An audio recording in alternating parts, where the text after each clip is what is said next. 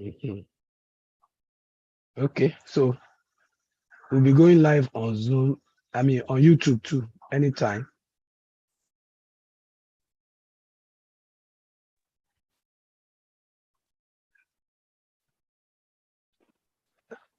Okay. I wanted to confirm if you are there.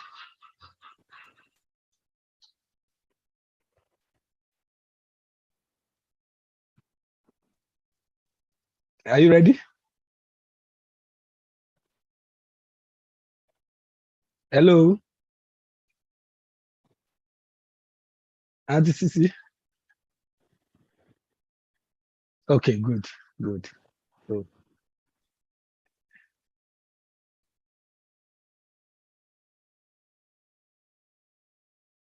so it's live on YouTube. I will share the YouTube link now. So,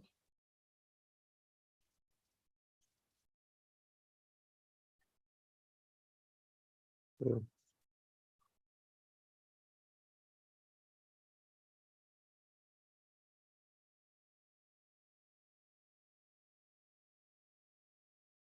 so that's the YouTube link. So in case you want to go via the YouTube, so let's go back to. So yeah, I can see you. So why is it necessary for us to, give children good nutrition?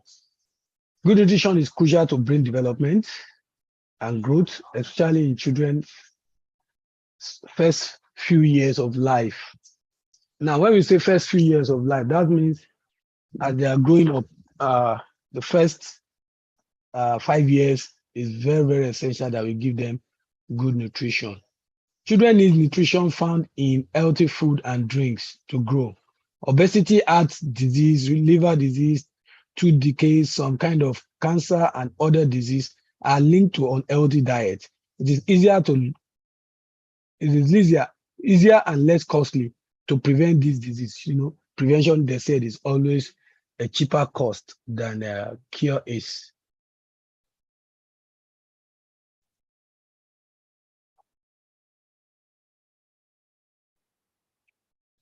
So these are the laws that are governing child care regulation under California. Of course, we have the one for wherever we intend to work, even within the UK and other borough, the councils have their own different structure as well.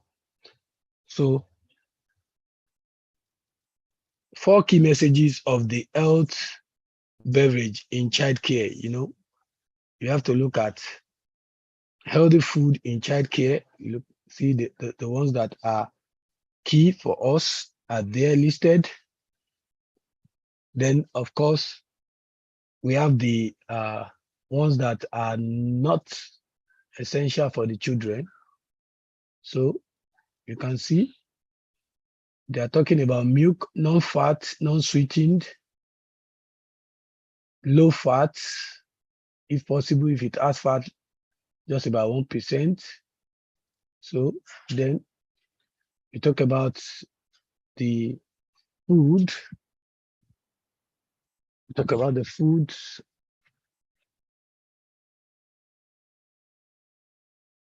And of course, plenty of water is also essential. For infants, these are children. Breast milk is the healthiest source of milk for infants, contains all of the nutrients infant needs, and it is the easiest to digest for them.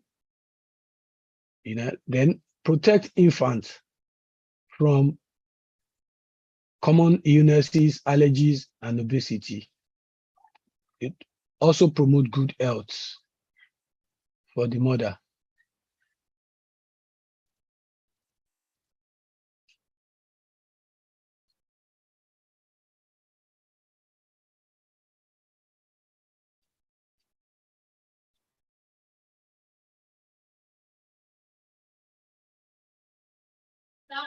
Hello, sir. Hi. Reduce volume, please. No, I'm meeting. So let parent know. So you should let the parent know and support breastfeeding. Provide a quiet, comfortable, private place for mothers to breastfeed. Then, of course, learn how to safely handle and store breast milk. You can still express breast milk and keep it in the refrigerators for children that are just, in care, like those are in crèche. So you can keep the breast milk for them.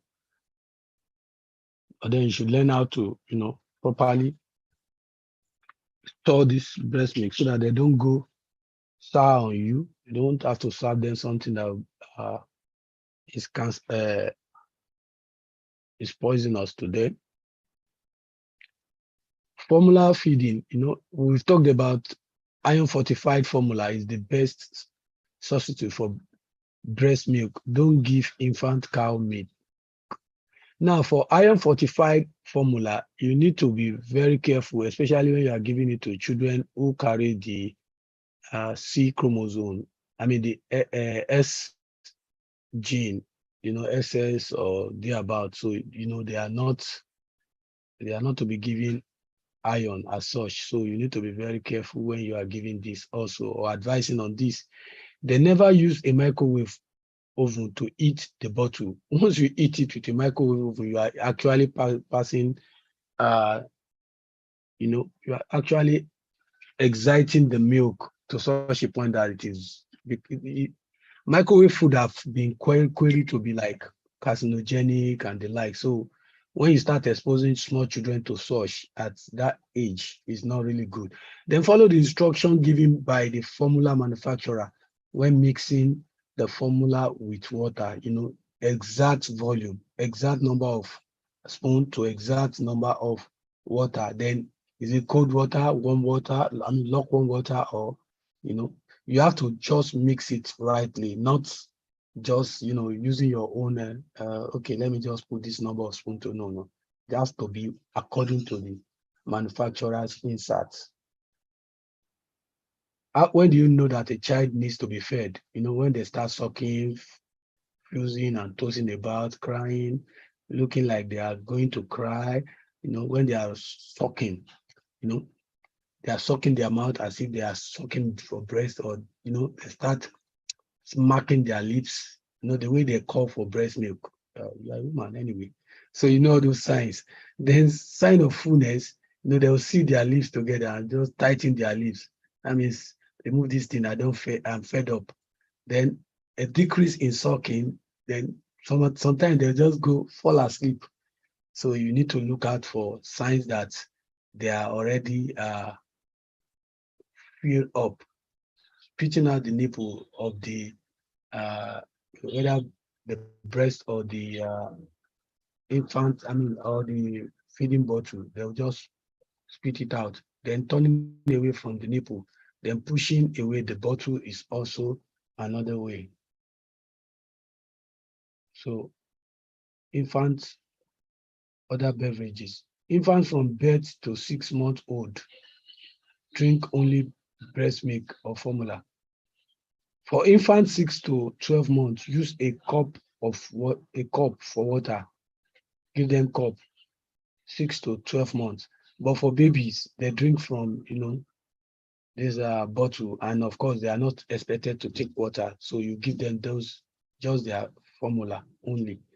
But from 6 months, you need to add water to their meal. So give them from a cup so that they get used to taking things from a cup. Then avoid juice or sweetened drink for infants. That's very essential. Before introducing solid food, communicate with the infant family to make sure that the infant is ready for solid. Ask the family what kind of, you have to talk to them and ask what kind of food does this child eats, and all those kind of things. So you need to talk about it. Then at about 6 months, begin to introduce grand, pure food. I think we've taken this. Then pureed food are food that are kind of blended or mashed. So like mashed, you can mash banana, just like all this kind of keto food that people take now. They mash a lot of things together and they take it. So those are pureed food. They are in kind of semi-solid form. So you give it to the children. Our own pureed food here is ogi. So you can start serving them ogi, then a little bit of moi moi. You can do uh, semi-solid pap and use it with ewedu and all those kind of things, and then give to the child. And then before you start introducing solid, it's gradual. So wait for at least 3 to 5 days before introducing another new food.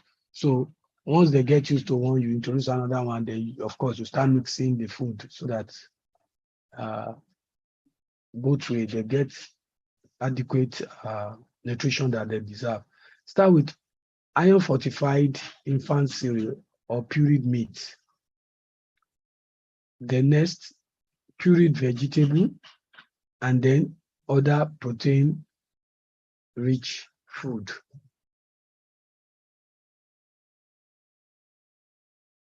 Age appropriate meal and snacks for children in daycare settings. So grain provide many important nutrients, vitamins, and minerals for the growing children.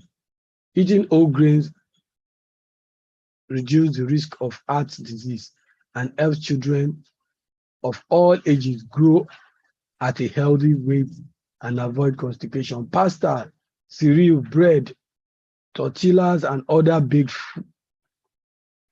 goods are made using grain. Rice, oats, corn, wheat, barley, quinoa, millet, and oat and kamut are examples of grains. So you can see these are the grains to serve. So avoid white or enriched bread, white rice, flour tortilla, pasta, or noodle made from uh, white flour. So uh, you can give me other source of grains. I would like to ask you that if you have any other source of grain that we have, uh, let me know. So sorry, a minute, please.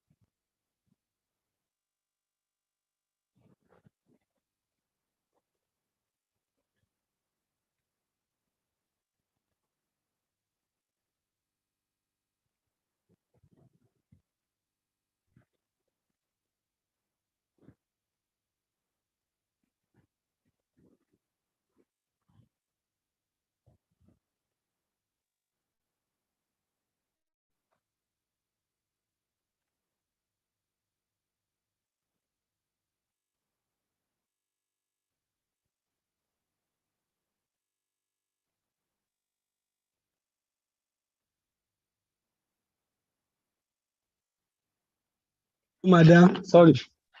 I just have to help my madam Jari. I think when you come back from market and everybody in the house will not rest. So another healthy choice of food, we have to look at the oil that they also eat. These days when we have a lot of bad oil in the market, we have this how do I put it? Like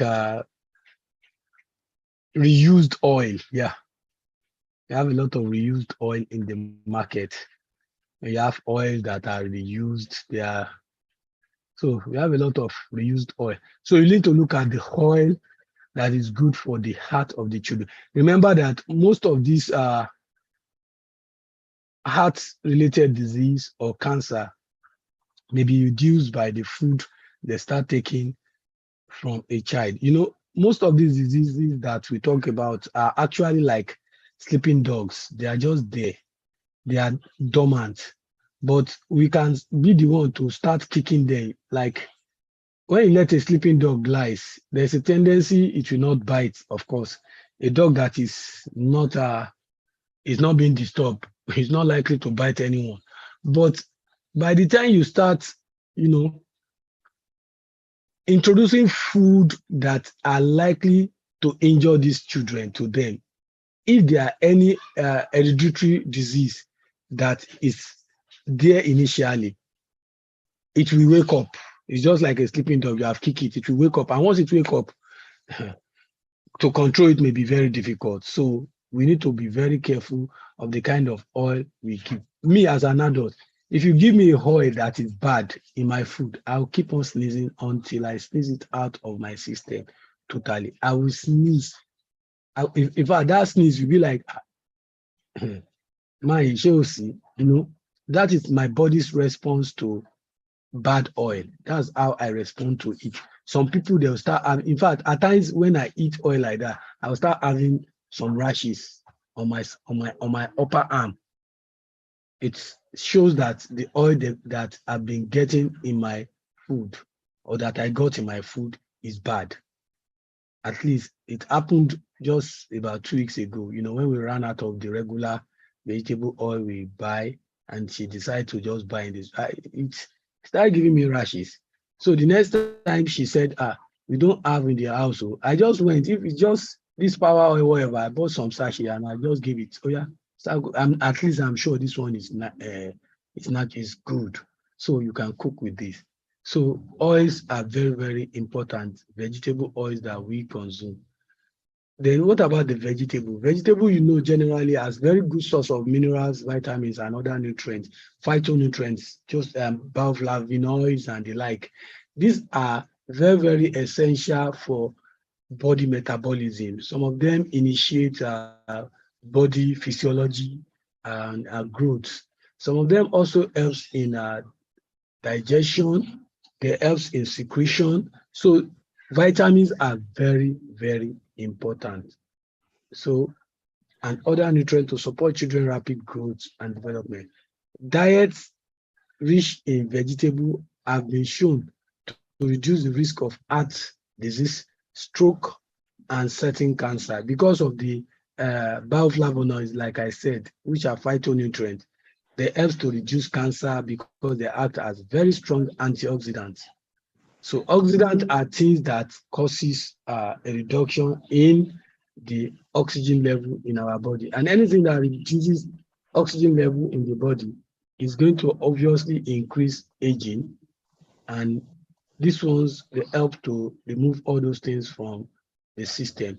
Anything that will increase aging will also increase the rate of fat accumulation around the blood vessels and causing atherosclerosis, arteriosclerosis, and the likes. That is the blockage of the bigger artery, atherosclerosis, then arteriosis. Oh, please, Yes, ma'am.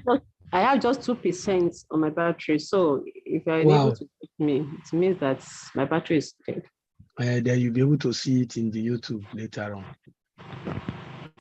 Is that I said you'll be able to follow up with the YouTube later on. Okay. So you'll be able to continue it on the YouTube. Me, I will continue while you watch later if peradventure you go off. Then diets rich in vegetables have been shown to reduce the risk of heart disease, strokes, and certain cancer. Vegetables can be served fresh, frozen, or canned, or with no added salt, fat, or sugar.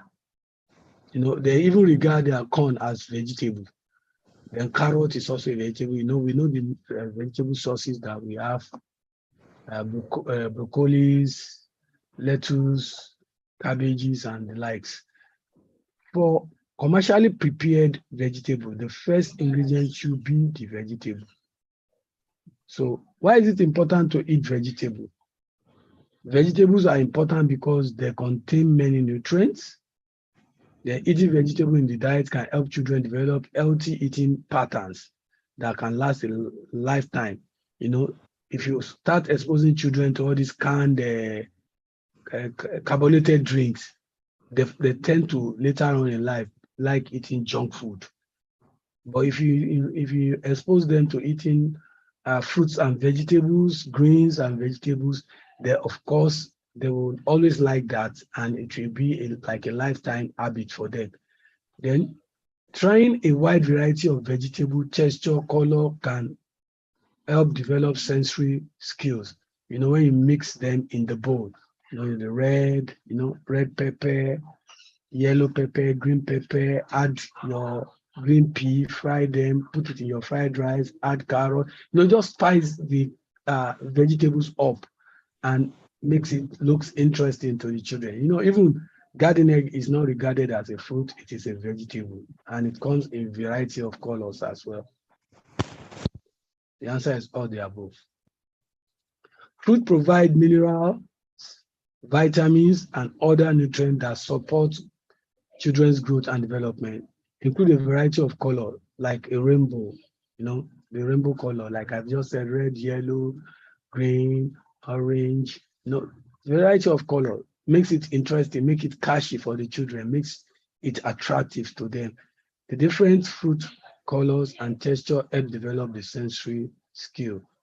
Offer unsweetened, whole, mashed, or pureed fruits as developmental at as developmental appropriate, as developmentally appropriate, you know, as the age is, you know, give them what is appropriate for their age. Fruit can be fresh, frozen, or canned, or with no sugar, or with no sugars. Do not add sugar or sweeteners. For commercially prepared foods, the fruit should be the first ingredient. Choking safety. Serve fruits, vegetables, ground, mashed, pureed, chopped, cut into small pieces, or shredded. Then remove pits, you know, from pit and seed for children under age, because they won't be able to differentiate this. You know, when you give them apple, it has its own pits. Remove it. Then oranges have seeds, watermelon have seeds. So remove all those seeds because they can be source of later on issues in the bowel. Don't serve whole grape to children, to young children. You know, grapes, there are grapes that have seeds. So if you serve whole grain, the one with the seed, that they may swallow up the grape with the seed. So it's better you serve them seedless grape. If you can't take out the seed in the grape, you serve them the seedless grape. So which is the most appropriate fruit to feed toddlers? Pureed applesauce, sweetened with sugar, washed whole grain, strawberry cut into small pieces, a raw pear cut in half. Of course, you give for toddler, use pureed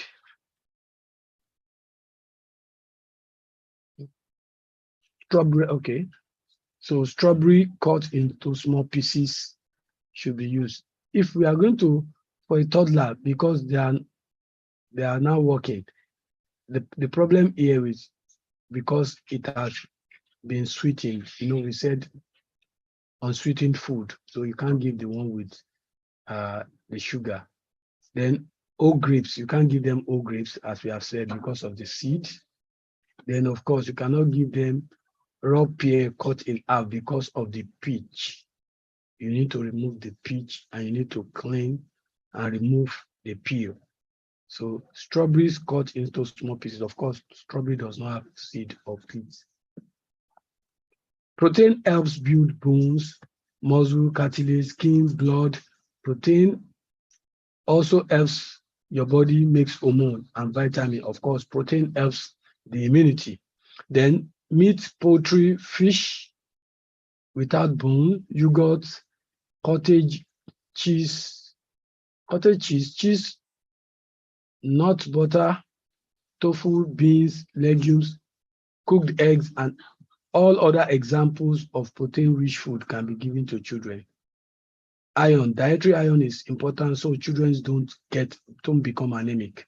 Source of iron include meat, poultry, seafood, legumes like your beans and the likes, soya, even your groundnuts is a legumes. So dark green vegetables and food enriched with iron such as fortified bread and cereals. Vitamin C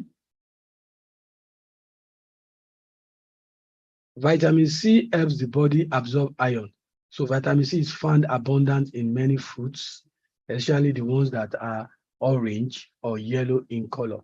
Anemia and lead poisoning may occur together. So where there is anemia, there's a tendency may have lead poisoning because if there's no iron, lead will bind in the blood. Meat high in fat, salt, and additives such as bacon, sausage, and hot dogs. Hot dogs are also a choking hazard. So avoid this because they can choke. Then fried and pre-fried baked foods such as fish stick and chicken nuggets, the one you get from some of these eateries. Ask parents to try common allergen food at home first, nuts and nut butter, fish and shellfish, and soy products like tofu, so that you know whether the child is allergic to any of these products. Some people are allergic to some of them, even lactose, like milk. So you know what the child is allergic to. So before they bring the child, so that you know you avoid such food. Do not serve fish with bones because this can cause a serious health hazard. Chunk of meat, because of the bone, debone your meat while you are giving it to them. Whole nuts, crush it for children who cannot chew appropriately. Or seed, or spoonful of nut butter to children, since this food can cause choking. So be very careful the kind of food you give to the children.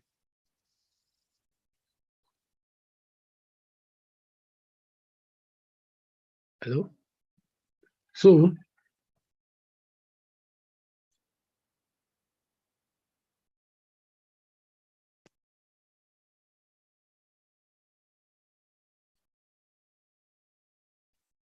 hello?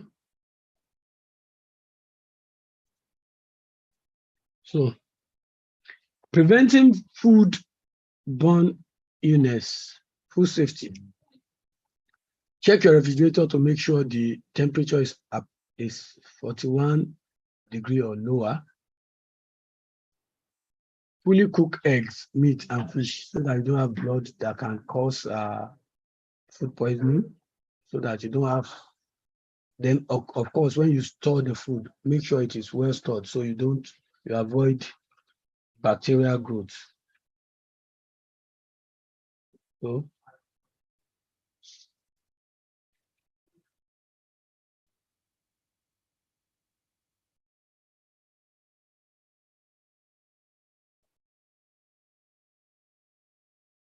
wash your hand before preparing, serving, or eating food.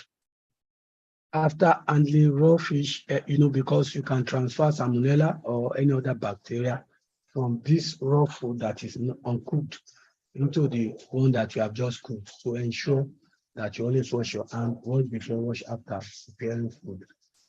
Pay careful attention to sanitizing surface utensils after handling raw fish or meat. Food allergies and food safety reminder. Watch out for allergies, allergic reactions such as vomiting, diarrhea, rash, swelling of the lips or eye, nasal congestion, coughing, wheezing, asthma-like symptoms or trouble breathing. Egg, milk, and peanuts are the most common causes of food allergy in children. Wheat, soy, tree nuts, fish, shellfish, and sesame, sesame seeds, these very tiny seeds, also are common food allergy. Peanut, tree nuts, fish, shellfish commonly cause the most severe reactions. So be very careful with them. Peanuts, tree nuts, fish, and shellfish. Then nearly 5% of children under the age of 5 years have food allergy. Always have children sit when they eat or drink. It is not good enough for them to be running up and down with their food. So these are nutritional facts, because you can find it on most of the nutritional um, food or supplements. So you can see these are the serving facts, and it's telling you 8 servings per container. So, and of course, they will tell you what a serving is in terms of the quantity or the so read the ingredient lists. So you can see the ingredient list here. It's telling you corn syrup, sugar. So these two are flagged because of the sugar content. So, and then of course the corn syrup. So then here it is also flagged because of the sugar. Then partially hydrogenated vegetable oil. These are source of fats. These are source of, you see this. Say trans fat, 0 gram, yet it is bringing hydrogenated vegetable oil. So this might be misleading some sort. So look out for something like this. So it can be misleading. Now look at this. It says juice drinks. Then here, look at what it contains.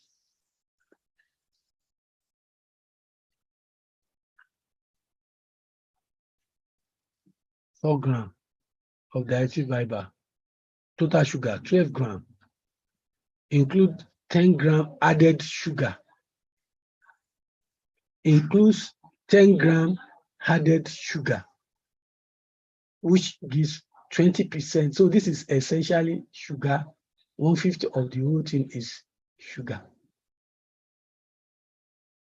So avoid food with added sugar or this sugar equivalent on your ingredient list. High fructose corn syrup, like the one we saw previously, like this one, corn syrup, because it is mainly just sugar. Then fructose, that's a lot of, that's fruit sugar. Then corn syrup, then honey,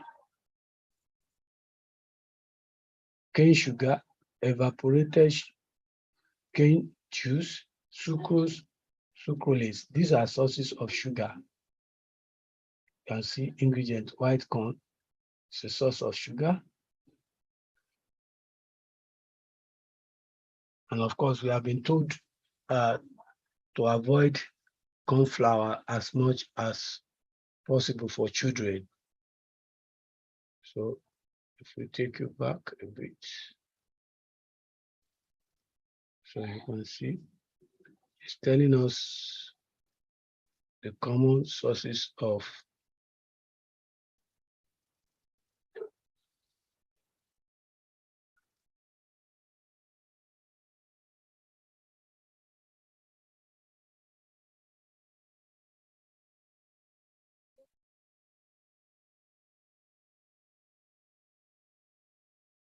consult with the child's family on any special dietary needs. Follow the written instruction from the child's primary care provider. Develop a special healthcare needs plan in partnership with the family and primary care provider. Healthy feeding, eating behaviors, and the habit. The parent and caregiver is responsible for what food is offered, where it is served and eaten, and when it is offered. So the parent and the caregiver are examples, they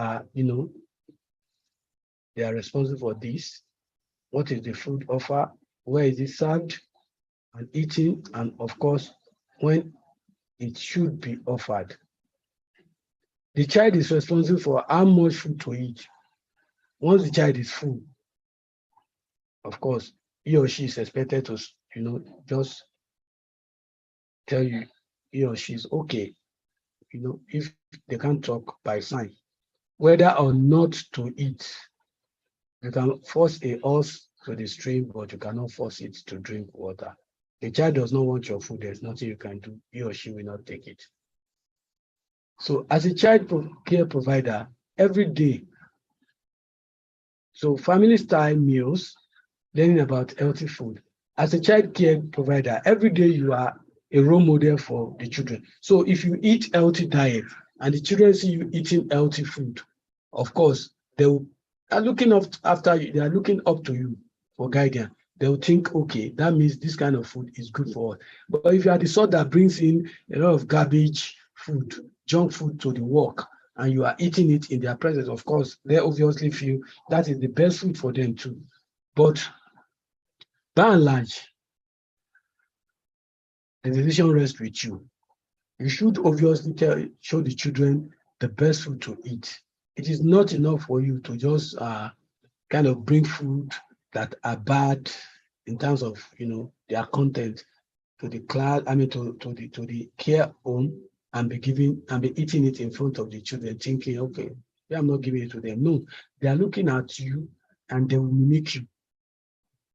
They have this mimicking tendency. So it's better you are a good health ambassador to the children.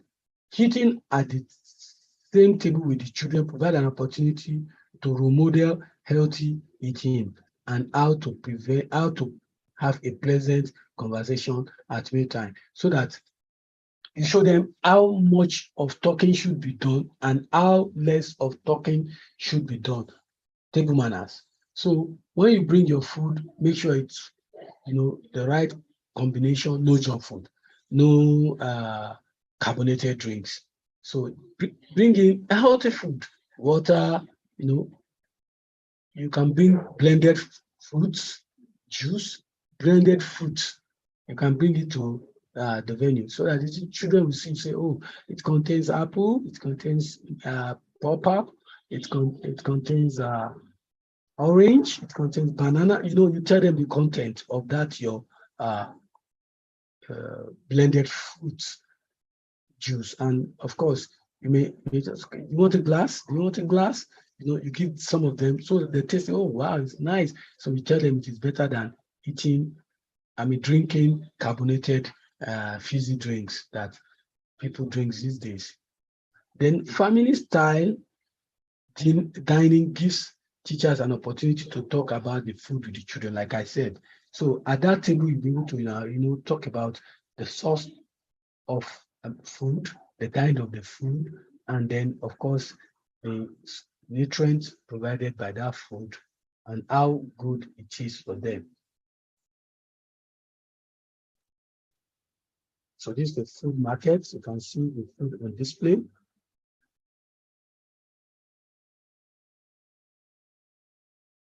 So we are looking at individual and cultural preference. Eating habits and diets differs from culture to culture, but there is no culture where fruits and vegetables are not encouraged for the children. Even we as Yorubas, we encourage a lot of fruits and vegetables for our children when they are growing up. And we have quite a variety of them. So it's not necessary you must find apple. There are a wide variety of fruits and vegetables in our environment. So you can see this is a vegetable diet.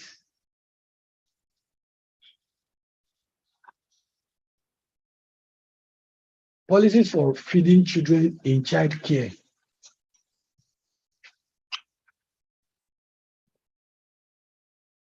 So there must be written policy, there must be staff training, and of course, there must be family engagement, and of course, children with special dietary needs.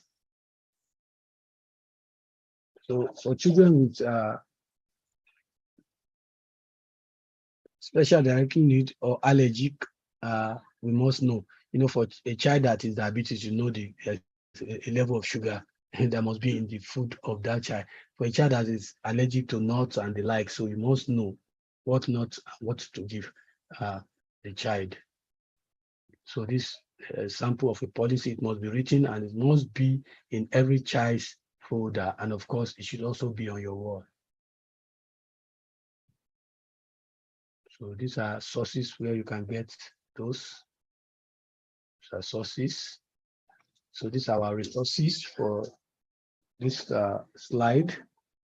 So thank you very much. With that, we've come to the end of the third and final module of the course. So if there are questions, we'll meet on the chat forum, and we are expected to obviously talk about it. So thank you very much at this junction. So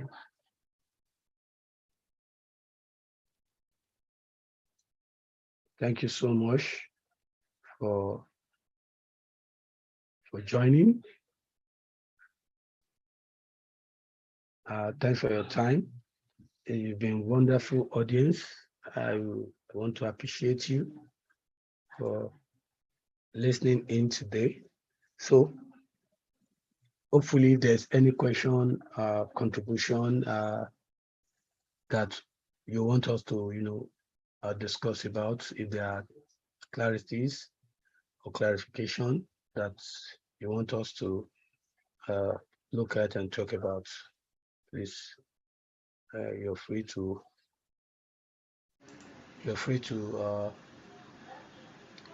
comment or talk about it, and then of course we'll take it up from there. So thank you very much. Have a great day. The YouTube link has been posted, so I expect us to, of course, go there and follow up from there if you miss out any part of this training today. So thereafter we can then talk and ask questions relating to the training. Thank you very much.